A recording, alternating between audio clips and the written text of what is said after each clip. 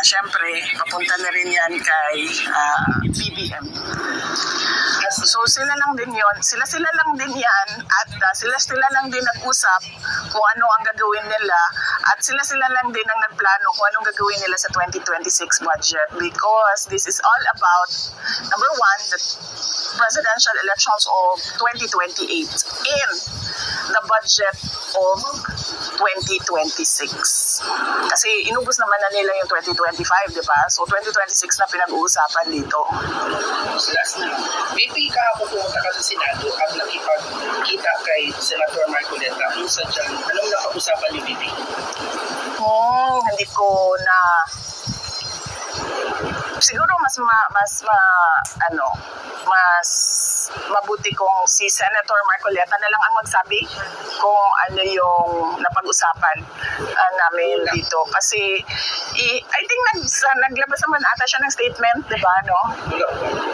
Naglabas siya ng photo eh. Naglabas siya ng photo, tapos sinabi niya doon, anong caption niya? Oo. Diba? Hindi, kasi ano lang yan sa'yo eh. Naghahanap ka lang ng chismis eh. Naghahanap ka lang ng chismis eh. So, wala akong masabi na, wala mo kaming chismis na pinag-usapan doon sa loob ng opisina ni Senator Marcoleta. Lahat yun ay katotohanan. Thank you, Secretary. Thank you, ma'am. Sir Julius, Paco? Ma'am, after sa Japan po, ma'am, babalik ka po ng game. Okay. Wala pa akong schedule sa Hague. Napanigurado ko na merong magbibisita kay Pangulong Duterte doon. So on that note, sigurado I am comforted by the fact na may nagbibisita sa kanya araw-araw na pinapayagan ng detention unit na magbisita. Pero iniisip ko na bumisita dahil napapansin ko na medyo nag-iiba yung mood niya ngayon. At tinanong ko si Kitty anong nangyayari, bakit walang mga tawag. At sinasabi daw ni President Duterte ay ayaw niya daw yung frustration niya na wala siyang magawa sa mga pangyayari. So medyo frustrated. Yun ang naiintindihan ko sa current mood niya, no? So mahirap din kasi talaga pag telepono yung pag-uusap kasi choppy yung linya, minsan di pa nagkakarinigan ng maayos, gano'n. Hindi mo ma-comfort yung tao na nandyan sa harap mo, nakikita niya yung emotions mo sa mukha mo, yung lahat yun. So pinag-iisipan ko, pero sa ngayon, wala pang schedule dahil meron namang mga nakaschedule sa mga relatives na bibisita doon sa kanya araw-araw. Any follow-up question, sir? Last, we have Sir Archie Lacchemi. Sir? With the recent change ng liderato ng Senate at saka dun sa Congress, ma'am, how do you see the stability ng Congress sa pagpapalit-palit ng liderato?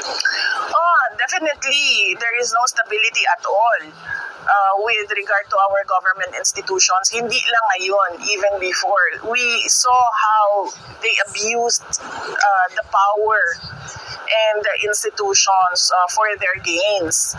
No? Hindi lang yan siya ngayon. Matagal na ako nagsasabi, yung budget, walang nakikinig sa akin.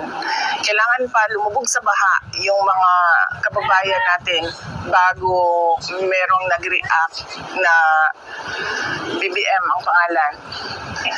Even then, hindi pa nagtutugma yung kanyang reaction sa dapat niyang gawin.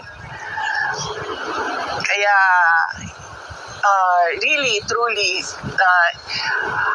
our economy is not in the very best weather. Ang ating political stability is down to -2, -3, even -10 siguro. Magulo siya kasi unang-una, walang vision, walang direction, walang plano. Nakikita mo, puro sila politika at paninigurado na may pera sa bulsa at yung eleksyon nila sa susunod na darating na eleksyon. Ganon ang makikita mo na ginagawa ng gobyerno. Wala kang nakikita sa gobyerno ngayon na big ticket projects. Hindi yung mga maliliit na sinasabi mo 10 kilometers na daan. Hindi yan ang gusto natin makita, no, sa ating pamahalaan. Mga maliliit na kung saan-saan nilagay, yung iba hindi pa talaga nilagay, nawawala pa, yung iba substandard pa. Hindi ganyan na klase na mga projects ang gusto natin na nakikita sa bayan.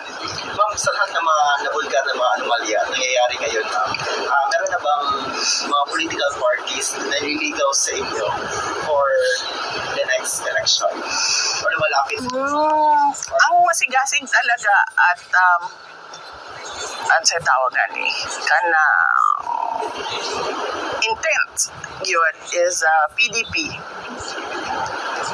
Halos linggo-linggo nila ako kinakausap at iniimbita na sumali sa partido nila. At naisip ko, tama na rin siguro yun na na hindi na ako sumali ng partido pagkatapos ko umalis ng lakas. That way, hindi ako kailangan makipagplastikan sa mga politiko. So you will stay sa kung sabihin po? Yes, ngayon, ang hupog ng pagbabago, ang HNP is still a regional party for Davao Region, and nandun pa din ako mag-isa, kasama ko si kasi nang si Mayor. Si Mayor Alda Biduy, now board member Alda Biduy. Dalawa lang po kami doon. Nag-jack-in po eh. Ikaw ka mag-Japan, Bibi? Oo, yung gabi. Yes. Yes.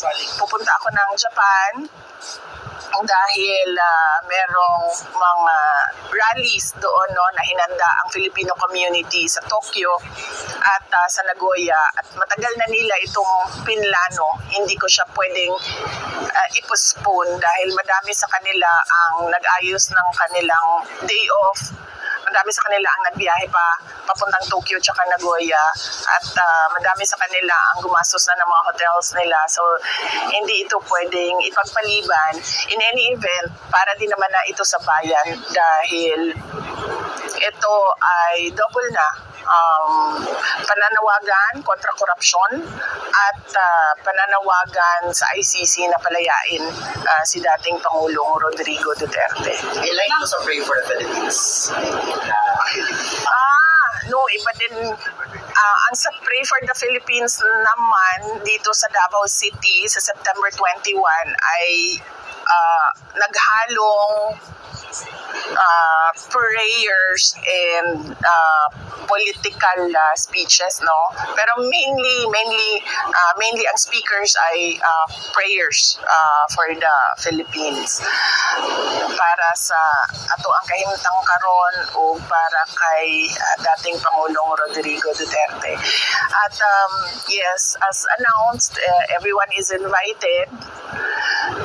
Doon na tayo isa kagatos nga baka nga giandam, sakripisyo nato na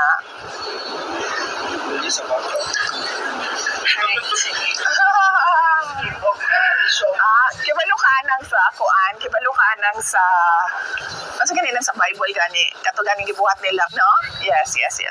O in this case, butangan nato kuan 100 ka buok 100 ka buok nga kuan sacrifice nga baka ang Davao City.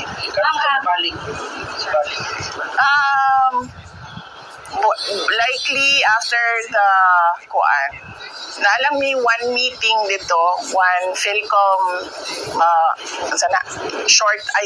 small one meeting, small gathering after the two rallies. So basin Tuesday or Wednesday. Ma'am, as your closing statement po, mensahe na lang ni ma'am sa mga Pilipino that continuously show their support sa imuha pati na po sa opisina sa Vice President. Oh yes, oo. Nagpapasalamat talaga ako lagi sa ating mga kababayan kasi wala na ako ibang explanation sa mga positive news na dumadating. Sabon ako, B. Ito.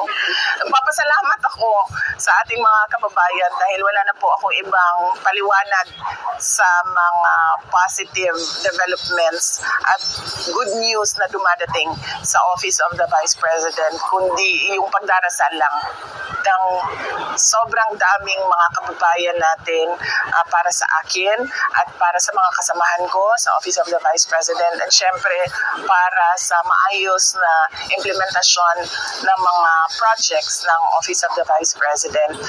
At syempre bilang anak ni dating Pangulong Rodrigo Duterte, yung pagpapasalamat din namin sa kanilang pagpapakita ng suporta kay dating Pangulong Rodrigo Duterte at yung kanila ding pagdarasal dahil paniwala ko malaki din ang tulong nung pagdarasal nila para sa kaso, para sa dismissal ng kaso at sa kalayaan ni dating Pangulong Rodrigo Duterte.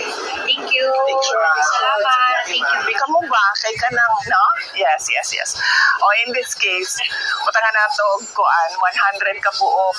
100 ka buok nga, sacrifice nga baka ang Davao City. Balik. Likely after the naalam mi one meeting dito, one Philcom small one meeting, small gathering after the two rallies. So, basin Tuesday or Wednesday? Ma'am, as your closing statement po, mensahe na lang ni mo, ma'am, sa mga Pilipino that continuously show their support sa imuha, pati na po sa opisina sa Vice President. Oh yes, oo.